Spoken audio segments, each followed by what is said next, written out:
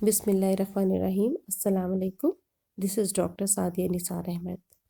मैं अपनी previous videos में आपके साथ होम्योपैथिक मेडिसिन्स पर बात करती रही हूँ।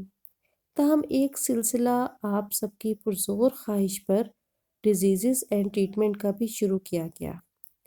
इससे पहले कि इस सिलसिले को बढ़ाया जाए, सबसे बेहतर ये होगा कि हम सिस्टम वाइज ह्यूमन बॉडी और होम्योपैथिक मेडिसिन्स को समझें।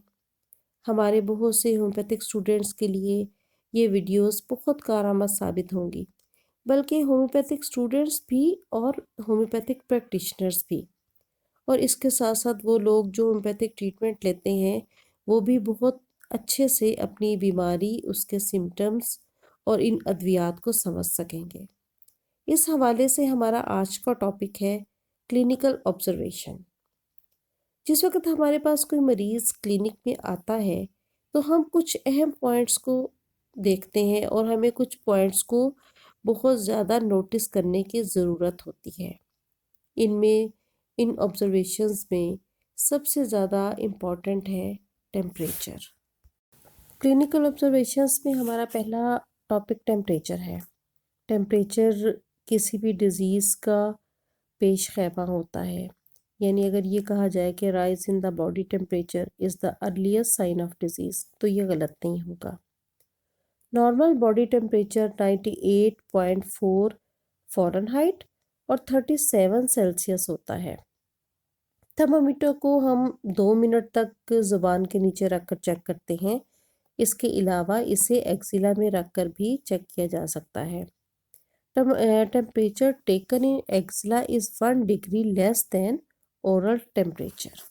यानी कि अगर जो तो टेम्परेचर हम ज़ुबान के नीचे रख कर लेते हैं वो हमें 1 डिग्री ज़्यादा शो होगा, तो हम उसको एक्चुअल मानेंगे। लेकिन अगर हम एक्सिला में रखेंगे, सपोज़ अगर पेशेंट का टेम्परेचर 99 है तो एक्सिला में अगर 99 शो हो रहा है तो वो ओरल टेम्परेचर जब हम लेंगे तो वो 100 शो होगा, यानी 1 डिग्री का डिफरेंस होता है।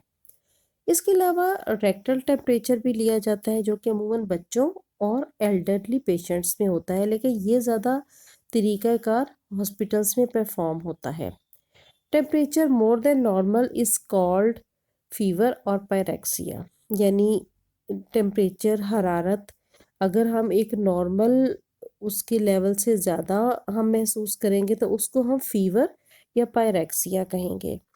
और कुछ पेशेंट्स में फ़ीवर के साथ रिगो भी होते हैं, जैसे कि मलेरिया, सेप्टिसीमिया, यूटीआई या मुख्तलिफ वायरल इन्फेक्शंस में भी पाए जाते हैं। यानी पेशेंट में जिस वक़्त बुखार होता है उस बुखार के साथ ही उसको शदीद ठंडक का एहसास और ठंडक के दौरे उठते हैं, तो इसको रिगोस कहते हैं।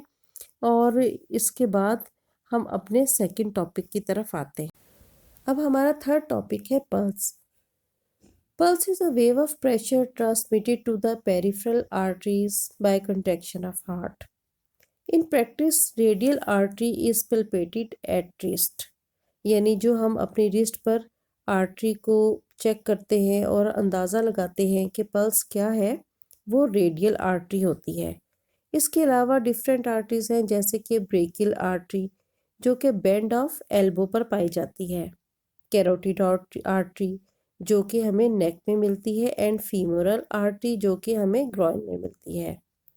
और इसके अलावा एक और चीज़ जो कि क्लिनिकल ऑब्जर्वेशंस में बहुत अहमियत रखती है वो रेट है, heart rate. It is number of beats per minute from 60 to 100 per minute are normal. lesser than 60 is called bradycardia and more than 100 is called tachycardia। यानी जो हम अपना हार्ट रेट चेक करते हैं वो 60 से 100 पर मिनट होना चाहिए, और अगर ये 60 से कम होगा पर मिनट, ये बीट हमें कम मिले तो इसको हम ब्रेडिकार्डिया कहेंगे, और अगर ये 100 से हार्ट बीट ज़्यादा होगी तो वो टैकीकार्डिया कहलाएगी। अब देखना ये है कि टैकीकार्डिया एंड ब्रेडिकार्डिया की कॉजेज़ क्या होती हैं। कॉजेज़ ऑफ ब्रेडिकार्डिया, इसमें हार्ट ब्लॉकेज भी होती है, मिक्स एडिमा भी, और मिक्स एडिमा क्या है? ये सीवियर हाइपोथायरॉयडिज्म की कंडीशन है। इसके अलावा ब्रेडिकार्डिया एथलीट्स में भी पाया जाता है। और रेज्ड इंट्राक्रेनियल प्रेशर यानी कि दिमाग में ज़्यादा प्रेशर के होने से भी ब्रेडिकार्डिया हो जाता है। इसके अलावा कॉजेज़ ऑफ टैकीकार्डिया में बहुत अहम चीज़ तो एक्सरसाइज है। अमूमन लोग जो एक्सरसाइज करते हैं उसके थोड़ी देर बाद, इस मुशक्क़त के बाद दिल तेज़ी से धड़कता है, तो इस कंडीशन को भी टैकीकार्डिया में कंसीडर किया जाता है। इसके अलावा एंग्जाइटी, फीवर। इसके बाद बारी आती है कंजस्टिव कार्डियक फेलियर की, CCF। और thyrotoxicosis. Thyrotoxicosis is a condition in which you have too much hormone in your body. हमारे जिस्म में गले के अंदर थायराइड ग्लैंड पाया जाता है जो कि दो तरह के हार्मोन रिलीज करता है, बनाता भी है और रिलीज भी करता है। T3 यानी ट्राई आइडोथायरोनिन और T4 थायरॉक्सिन। तो आज के मेरे क्लिनिकल ऑब्जर्वेशंस में मैंने आपसे 3-4 टॉपिक्स पर बात की। अब हम इसके बाद जो क्लिनिकल ऑब्जर्वेशंस में कुछ ऐसी चीज़ें जो कि हम नॉर्मली जानते तो हैं लेकिन हमें क्लिनिक पे उसकी ज़रूरत नहीं होती, बल्कि वो हॉस्पिटल्स में प्रैक्टिस की जाती हैं।